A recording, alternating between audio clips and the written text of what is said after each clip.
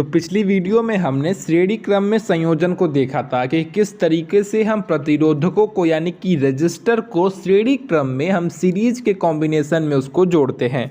और साथ ही हमने क्वेश्चन को भी सॉल्व किया था, जहां हमने अच्छे से क्वेश्चन को समझा था, उसका हर चीज़ को निकाला था। ठीक है, आज की वीडियो में हम बात करेंगे कि हम प्रतिरोधकों को किस तरीके से समांतर क्रम में जोड़ सकते हैं।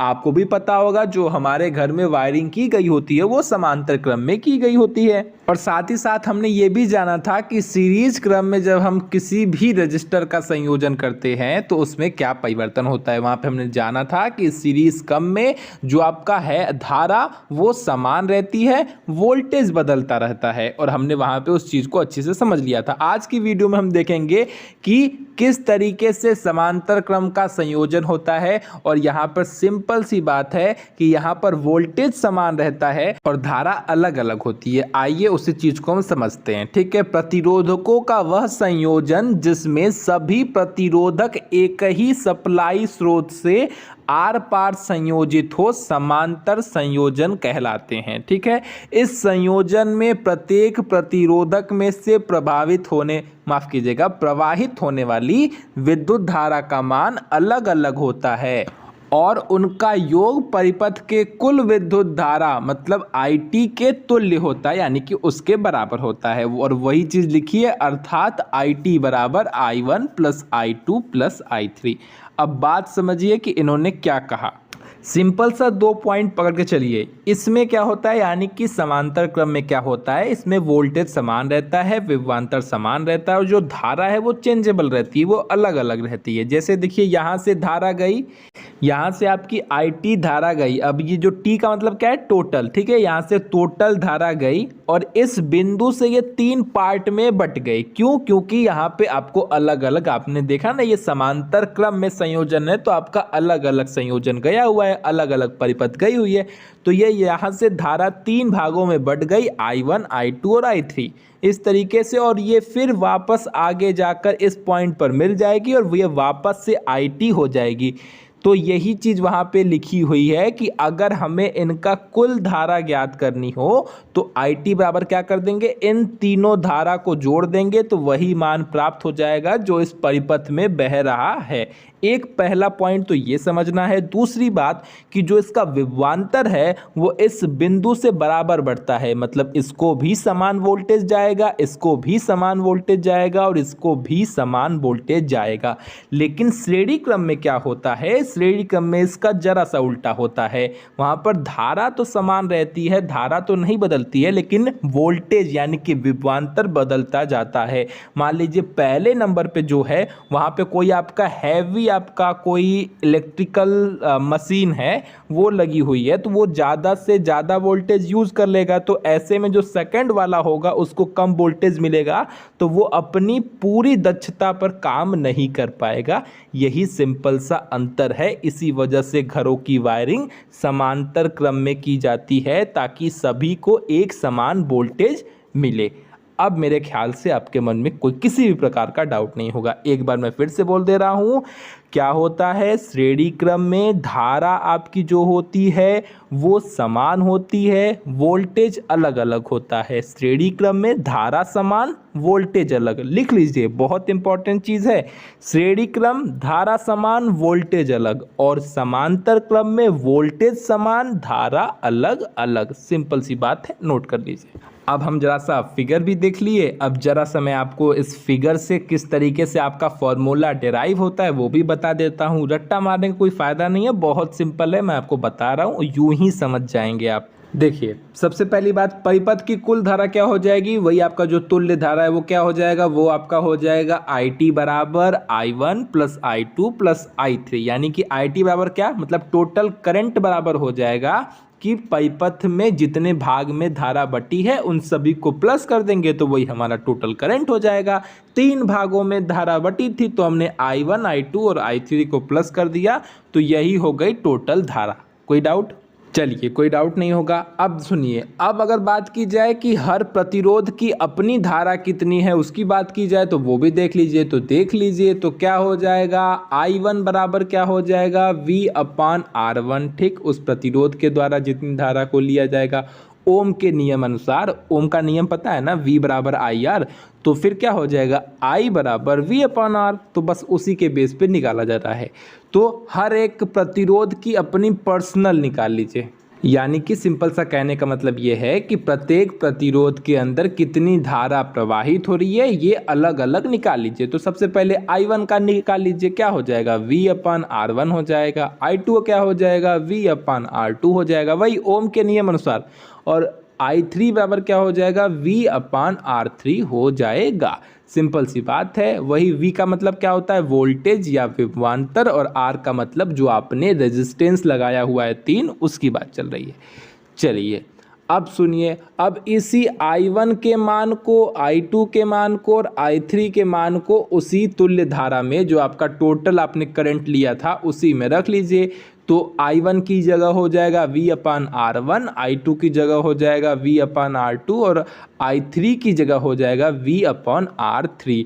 यहाँ तक आपके मन में कोई डाउट नहीं होना चाहिए, सिंपल सी बात है। अब यहाँ से V आप देख रहे हैं सभी में कॉमन है, V को कॉमन ले लीजिए, हो जाएगा 1 अपान R1 प्लस 1 अपान R2 प्लस 1 अपान R3।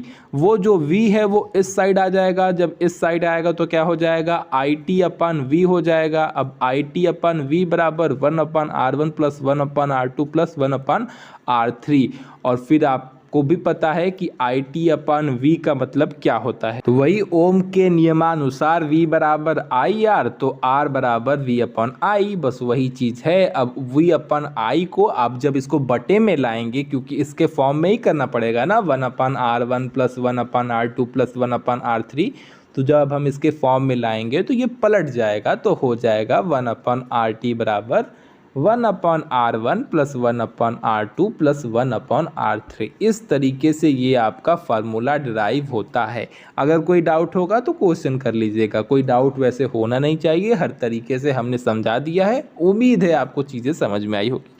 एक क्वेश्चन देख लेंगे और ज़्यादा क्लियर हो जाएगा। तो यही आपने दो फॉर्मूले जान लिए, एक आपका श्रेणी क्रम में क्या फॉर्मूला होता है और एक आपका समावर्तन क्रम में क्या फॉर्मूला होता है। अब जरा सा क्वेश्चन देखेंगे और क्लियरिटी मिल जाएगी, डाउट सारे खत्म हो जाएंगे। क्वेश्चन साधारण सा ये है कि यदि 50 तथा 100 ओम प्रतिरोध वाले मान के दो प्रतिरोधकों को समांतर क्रम में 220 वोल्टेज स्रोत के आर पार जुड़े हो, तो ज्ञात कीजिए कि उसमें कुल प्रतिरोध क्या होगा, परिपथ में प्रवाहित विद्युत धारा क्या होगी और प्रत्येक प्रतिरोध की विद्युत धारा क्या होगी। अब सिंपल सी बात है, तीन चीज़ों को पूछा है, तीनों चीज़ आपको निकालनी पड़ेगी।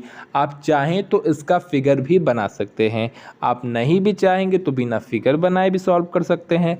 हम आपको दोनों तरीके से बताएंगे। पिछली वीडियो का जो कंसेप्ट है उसी कंसेप्ट को फॉलो करिए। क्या कंसेप्ट है, पहले देखिए कि सवाल में क्या क्या दिया हुआ है। तो आपने देखा कि सवाल में R1 बराबर 50 ओम, R2 बराबर 100 ओम और वोल्टेज दिया है 220 वोल्ट।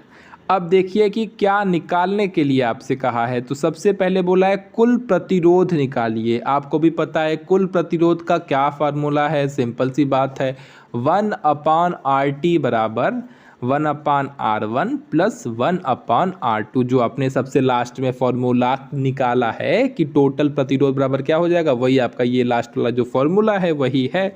तो आपने टोटल प्रतिरोध निकालने के लिए वही फार्मूला लिख दिया। देखिए एक चीज़ और किसी के मन में डाउट हो सकता है कि आपने सिर्फ यहाँ पे दो ही क्यों लिखा, 1 अपन R1 प्लस 1 अपन R2 ही क्यों लिखा, 1 अपन R3 क्यों नहीं लिखा।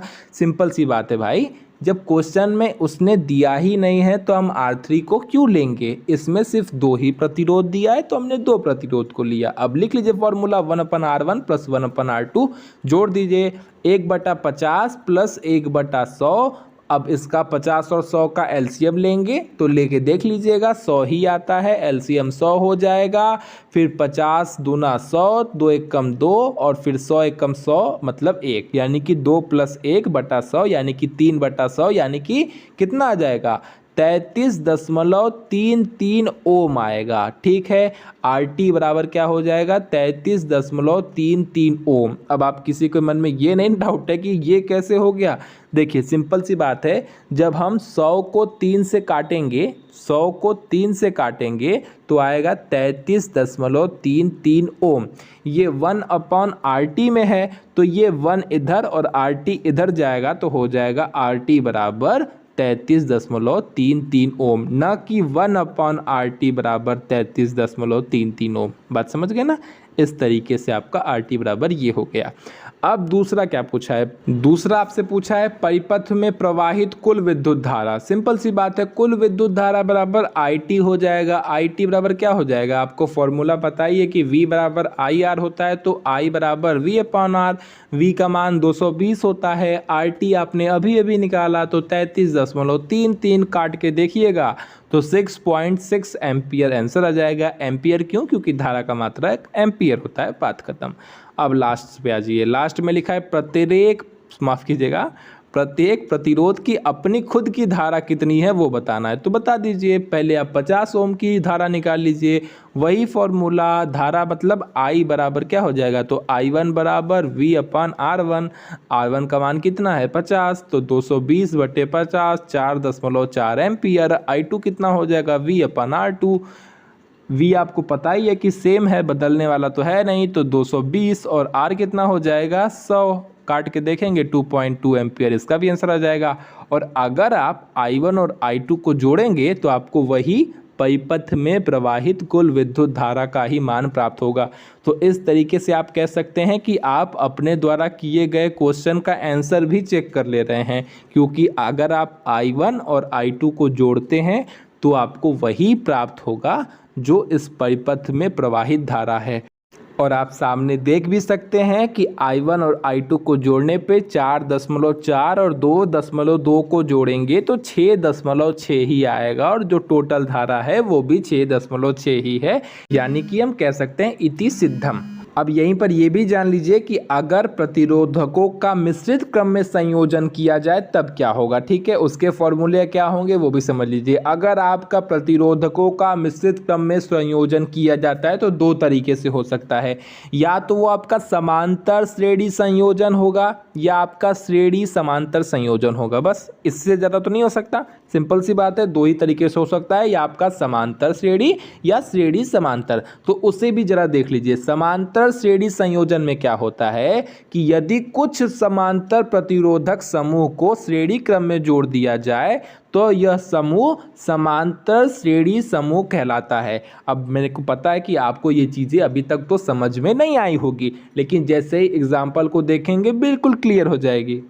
देखिए ये आपको दिख रहा है फिगर, इसमें क्या है, इसमें आपका श्रेणी में भी जुड़ा है, समांतर में भी जुड़ा है। ठीक है, अब दोनों क्रम में जुड़ा हुआ है, आपने इसको सॉल्व करके इसको एक क्रम में बना लेना है। तो कैसे सॉल्व करेंगे? आपने देखा R1 R2 R3 ये किस क्रम में है? ये आपका समांतर क्रम में है। और ये R5 और जो R6 है ये भी किस क्रम में है? ये आपका समांतर क्रम में है। तो जब आप इस समांतर क्रम को सॉल्व करेंगे और इसको भी सॉल्व करेंगे तो आपको एक मान मिलेगा। मान लीजिए जब हमने R1 R2 और R3 को सॉल्व किया तो एक मान मिलेगा, उसे हम RA मान लेंगे।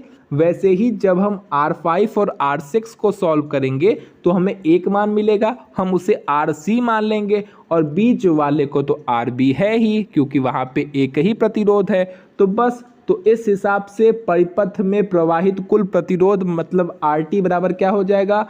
RA plus RB plus RC, जहां RA बराबर क्या हो जाएगा, मतलब 1/RA बराबर क्या हो जाएगा 1/R1 plus 1/R2 plus 1/R3, और RB बराबर हो जाएगा R4, और 1/RC बराबर क्या हो जाएगा 1/R5 और 1/R6, जो कि आपको नॉर्मली सबको पता है। ठीक है, जहाँ पे मैंने आपको समझा भी दिया कि जब हम R1 R2 R3 को सॉल्व करेंगे तो हमें एक प्रतिरोध मिल जाएगा। इसको हम अपने नॉर्मल मेथड से ही सॉल्व करेंगे, यानी कि समांतर क्रम के द्वारा ही सॉल्व करेंगे। वैसे ही हम R5 और R6 को भी समांतर क्रम में ही सॉल्व करेंगे। जब इन दोनों को सॉल्व कर देंगे तो हमें एक मान मिल जाएगा, उसे हम RA मान लेंगे। इसको सॉल्व करेंगे तो एक मान मिल जाएगा, इसको हम RC मान लेंगे। तो क्या हो गया, RA RB RC, एक 3 मान मिल गए। ये सभी कैसे जुड़े हैं, श्रेणी क्रम में जुड़े हैं। तो इस तरीके से इनका श्रेणी क्रम का फॉर्मूला लगाकर हम प्रतिरोध निकाल लेंगे। क्वेश्चन देखेंगे आपको और क्लियर हो जाएगा। लेकिन आज की वीडियो बहुत लंबी हो रही है तो बस यहीं पे खत्म करते हैं। अगली वीडियो में हम आगे की चीज देखेंगे। तो वीडियो पसंद आएगी तो लाइक शेयर सब्सक्राइब करिएगा, बहुत पसंद आएगी तो आप कमेंट भी कर सकते हैं। तो टाटा बाय बाय, मिलते हैं अगली वीडियो में।